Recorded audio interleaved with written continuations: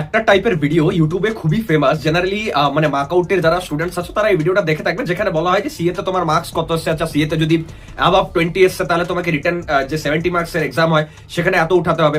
যদি তোমার সিএ তে 15 মার্কস আসে তাহলে তোমাকে রিটেন এক্সামে এত উঠাতে হবে। যদি তোমার রিটেনে সাপোজ পাসিং মার্কস দরকার হয় তাহলে সিএ তে যেন 25 থাকে। মানে এই ধরনের কিছু ক্যালকুলেশনস আসে, ঠিক আছে। এবার সেই ওয়াইজ তুমি যদি ভাবছো যে তাহলে আমাকে সিএ তে এত এত দেওয়া হয়েছে, C1 C2 C3 C4, যদি বেস্ট অফ 2 বা অ্যাভারেজ অফ এত যায় তাহলে মোটামুটি আমি 22 কি 21 পেয়ে যাবো।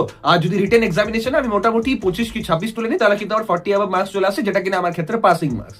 এবার আমি তোমাকে একটা ব্যাপার এখানে জিজ্ঞাসা করতে চাই, তুমি সেমিস্টারে পাস করে গেলে, কিছু একটা সিজিপিএ চলে এলো, আচ্ছা প্লেসমেন্ট তো চাই নাকি, মানে কেন ইঞ্জিনিয়ারিং কেন করছো, কি রিজন কি?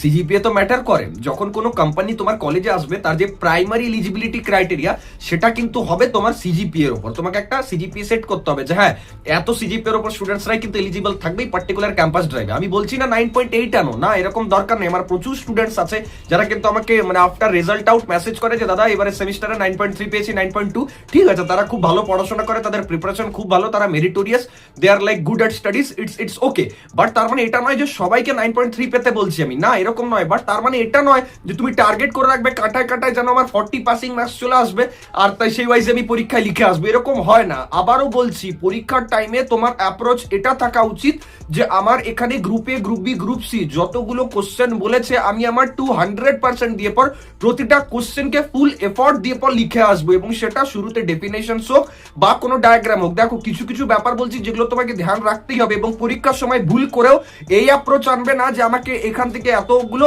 গ্রুপ এ থেকে এতগুলো, গ্রুপ বি থেকে এত মার্কস, গ্রুপ সি থেকে এত মার্কস, এই ধরনের মাইন্ডসেট যেন ভুল করেও তোমার না থাকে। Always target for the whole marks.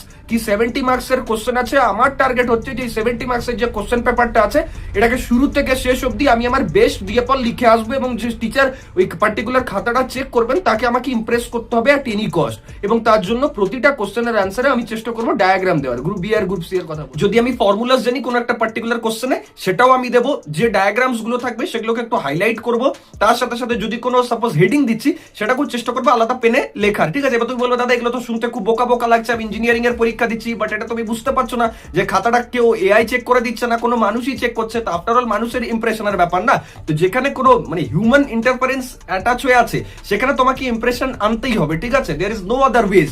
So please note this thing, এটাকে মেনটেন করো পরীক্ষাতে, ডেফিনেটলি তোমার পরীক্ষায় কিন্তু রেজাল্ট ভালো আসবে এবং কোনো ব্যাকলগ দূর দূর অবধি কিন্তু আসবে। এরকম কন্টেন্ট পাওয়ার জন্য চ্যানেলটা সাবস্ক্রাইব করো, আর সাজেশন ভিডিওস কিন্তু রেগুলার আসছে তোমাদের জন্য টিল এক্সামিনেশন। Thank you.